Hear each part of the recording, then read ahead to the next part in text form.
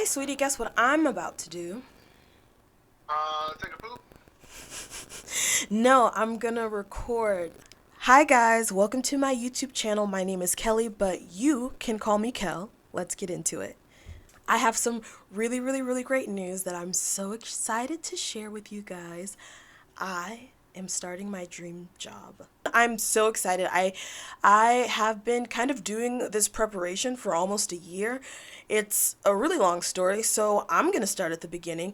I started working when I was 17. I started working when I was 17. I worked at a public supermarket, which is a very popular supermarket grocery store chain down here in the South, but specifically in Florida. My first real big girl 40 hours a week job was the personnel and operations manager at the Cincinnati Symphony Orchestra. It was amazing and I loved it, and I thought for a long time that that was my dream job because I love orchestra. I love people and I had to work with a lot of people. I loved so many things about the job, but there were parts of it that I couldn't love that were kind of out of the control of the people who were my bosses, who were really supportive of me. I can't, they couldn't change how many rehearsals we had. They couldn't change how many shows we were putting on, what times they were. They weren't in control of all of these things that were burning me out. I was far away from family. I was just cold. I was cold all the time. And so I left. After I left the CSO, I worked at another orchestra. And I can't. So I don't have anything nice to say about them as an organization, and so I should not say anything at all. But I will say that there are some amazing, talented musicians that work at that orchestra, and I hope that their lives are not made any harder by the incompetence that they are surrounded by. I've had a lot of jobs. I've done babysitting. I've worked at a box office. I've worked in marketing firms. I've worked as a consultant in some cases. I've worked for free.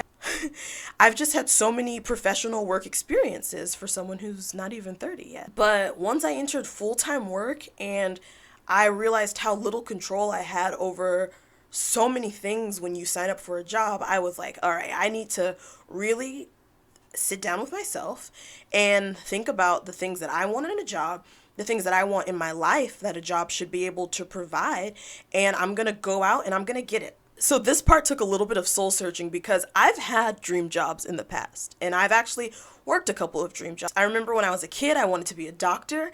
That was pretty much because I thought it was something really cool. And then I walked by my mom one day watching some sort of medical show and saw that there was blood involved and called that a day. No need for that. I wanted to be a comedian, which in my heart I think I still could be. I've written a couple of good jokes, and I'm gonna deliver some of them.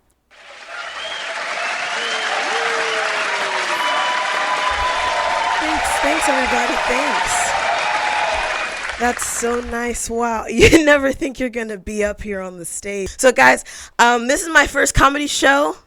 Thanks, Mom, Dad. Thanks for showing up. Um, I thought I could be a comedian because I just stopped taking life so seriously. Yeah. Amen. Yeah, and I started finding humor in people that were taking life too seriously because I used to be one of those people. Anybody else? Yeah. You know, and you know the type, right? You know the people who they're just doing so much stuff and you're starting to think like, is this conversation, am I now a part of something serious? Like those people who are always multitasking, they're doing things at the same time, or those old ladies and they're talking to you, and they're just like complaining and they're talking about their neighbors, but they have to get so many things out of their person and they use them and they put them right back and they don't break eye contact with you and they just talk. You get that? Yeah, yeah. You know, anybody in the audience? Anybody in the audience have a purse? I put one under your chair. On the other side, I put one under your chair. Oh, thanks. Thank you. So it's like this. So imagine I'm just telling you about that girl at the PTA, and then all of a sudden, I'm like, oh, without even hesitation, I'm just gonna be like, and yeah, and then he just, when I was doing that, he was, and then at the store, I saw her. And when I saw her, and then when we did it, we never stopped. Now, this bit would be funnier if I could hold a conversation. But I didn't write one. No one writes the conversations now. It's just the crowd work, right? I did the crowd work. I did it. You did. I did it. And that's my time, guys. That's my time. Yeah. Yeah. Conversation was great. Thanks. Love conversation. Thank you, guys. Make sure to follow me on all the social medias. And I have a YouTube channel, so follow me on, subscribe to that. This video is sponsored by my YouTube channel. Have you ever been sitting at home not knowing what to watch? We did it. While I am really, really funny, I no longer dream to be a comedian. Honestly, it came up out of the blue. I think it had something to do with me starting therapy, and you're just not ready to like really come to terms with those feelings, so you make a lot of jokes and then you think you can be a comedian. My longest held dream job for as long as I can remember was to be a Broadway star. I wanted to be a triple threat. I wanted to dance, sing, and act. I wanted to be center stage, spotlight on me, the lead of a show. And if I'm being honest, I have not given up on that. Something a part of me, I don't know where, I don't know how, but I know that something, you don't hear me, I know that something is starting right now. Watch and you'll see. I was about to sing, but I know that those copyright people will come for me. So we're not going to sing any Little Mermaid. But I've always wanted to be a Broadway star. Even to the point when I worked in Cincinnati, I always told the Pops operations manager, if you have a Broadway show and some lady gets sick, she's in a car accident, she don't want to show up, her throat falls out of her mouth for some reason, through her armpit, her dress doesn't fit. If she looked at a grain of rice and it scared her that she needs to go home and be alone with her thoughts, any reason, I'll take that girl's place. I'll get on the stage, I'm singing Defying Gravity, and I'm gonna kill it. But I would always tell this manager, like, hey, are they okay? Are they sick? They're not showing up? Because I'll throw on a black dress and some heels and I'll get on stage and I'll kill this thing. You tell me the key and then you lower it a whole step and I'm there. So I guess I have a couple of dreams running in the background while I was trying to figure out what an actual feasible, realistic dream job would be for me. The first thing I noticed is whatever job I had, I wanted it to result in a beautiful performance of something, whether it is a recorded performance or a live performance. I wanted my job to directly result in music. Simple. And so I spent the time, I spent searching, researching, all this boring stuff, and I finally found the job perfect for me. And if I'm being honest, dream job might be a stretch because I simply do not dream of labor.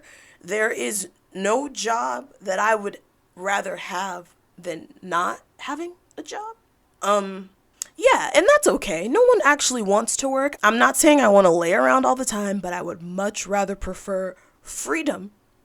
So I was so happy that I was able to discover something that I would be happy doing every day. And once again, dream job might be a stretch because I'm not getting paid for what I'm doing. But it counts to me. Drum roll. I'm gonna be an arranger. Okay, I'm so excited. I'm so excited because I realized one day that even if nobody buys my music, if no one even hears my music, if no one knows that I am arranging music or creating music, that does not change the fact that I'm an arranger. So here I am.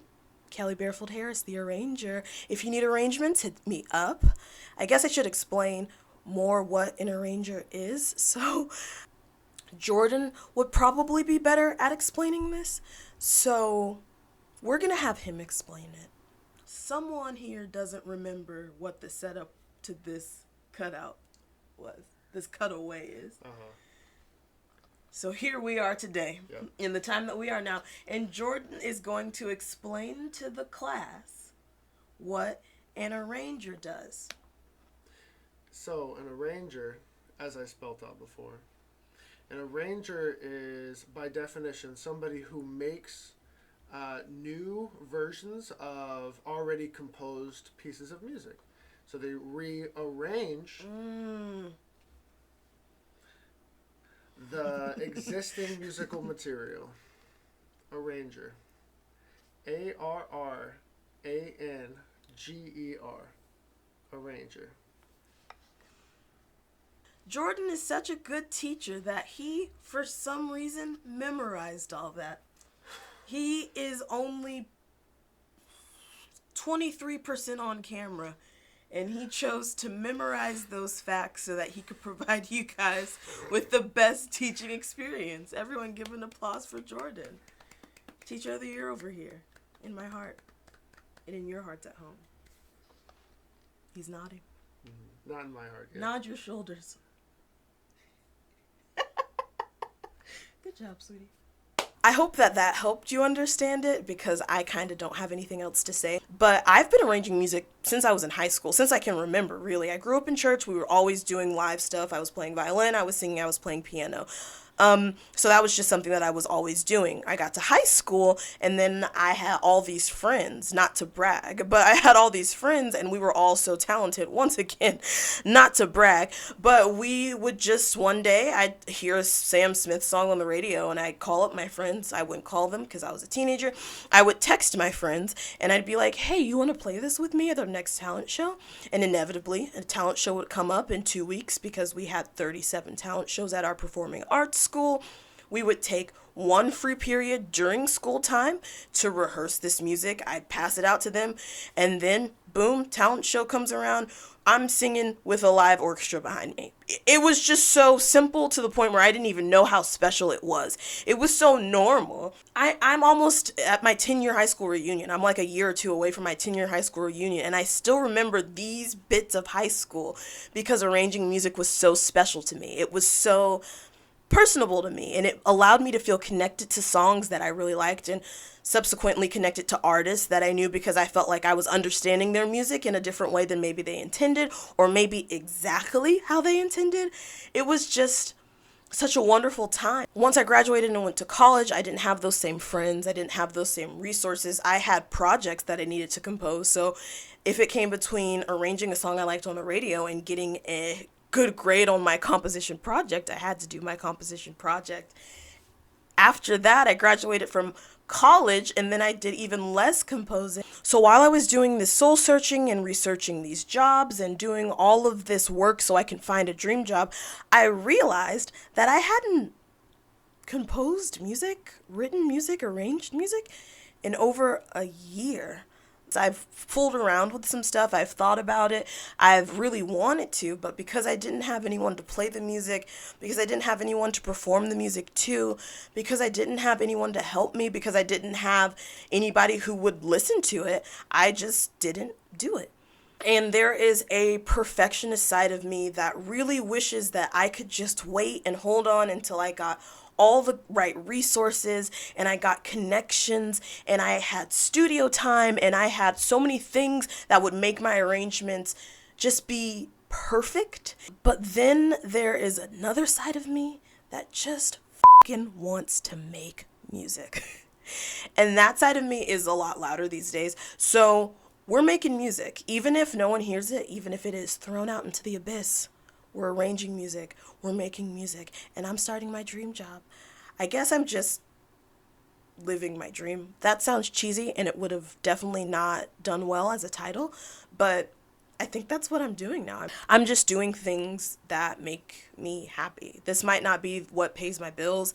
This might not be where I spend 8 hours of my day, 5 days a week. But this is something that I love, and to be so honest, something that I am good at, that I have not been able to admit that I am good at, because it just seems like something everybody I know does.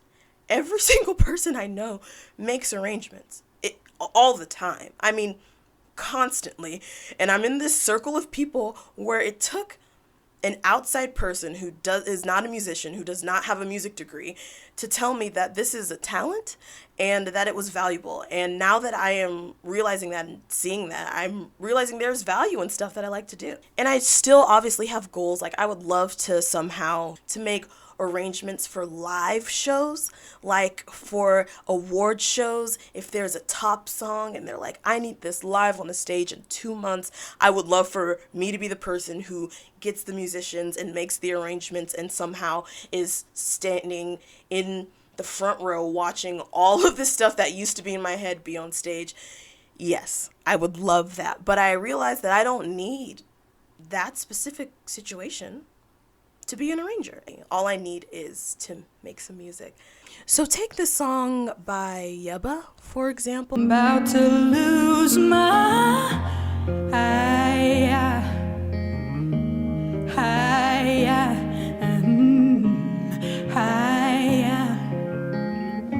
I'm about to lose my mind,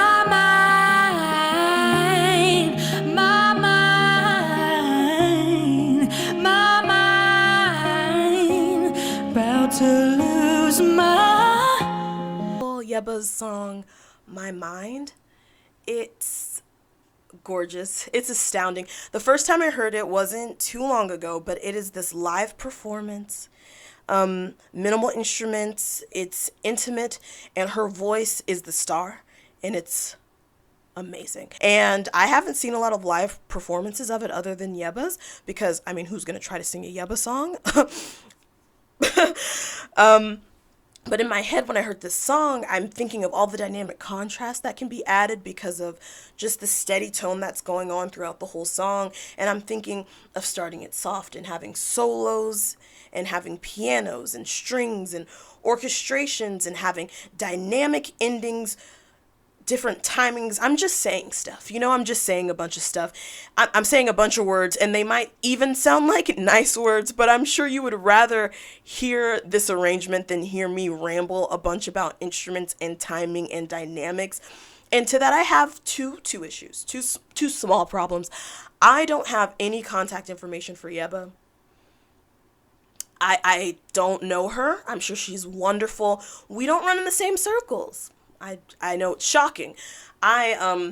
So I can't, I very well can't get the idea out to her. And then the last issue is I don't have all of these instruments on hand. I don't have a grand piano. I don't have a string quartet. I don't play the full instruments of a string quartet, just the violin. I would never in good faith touch a viola. And cello, I leave that to you guys. Your strings are different. I don't like it. So those two issues quickly needed a solution, and I came up with one. I just had a bunch of free time, so I took the time to just get the ideas on my head out, maybe on paper, maybe recorded, maybe you should just take a listen.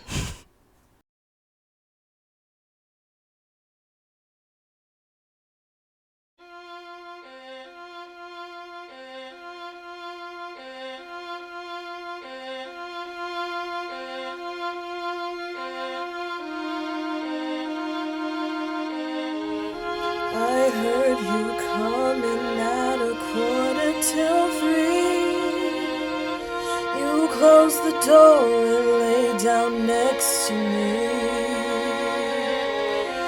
And then I heard you say her name in your sleep. Your dirty secrets too far gone to keep.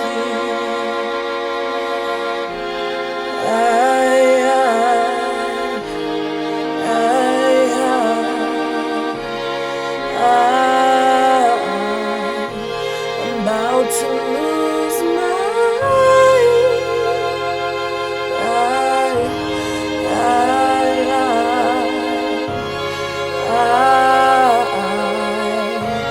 about to lose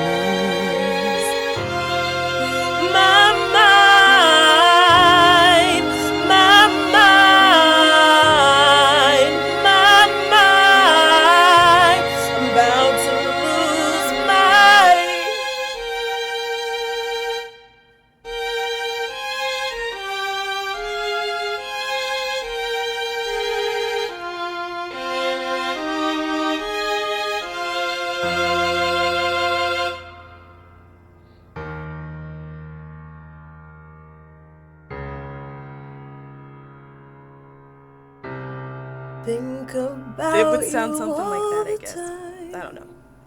That's just what was in my head. I had a lot of fun working on that. I had a lot of fun recording that, so I really hope that you enjoyed it.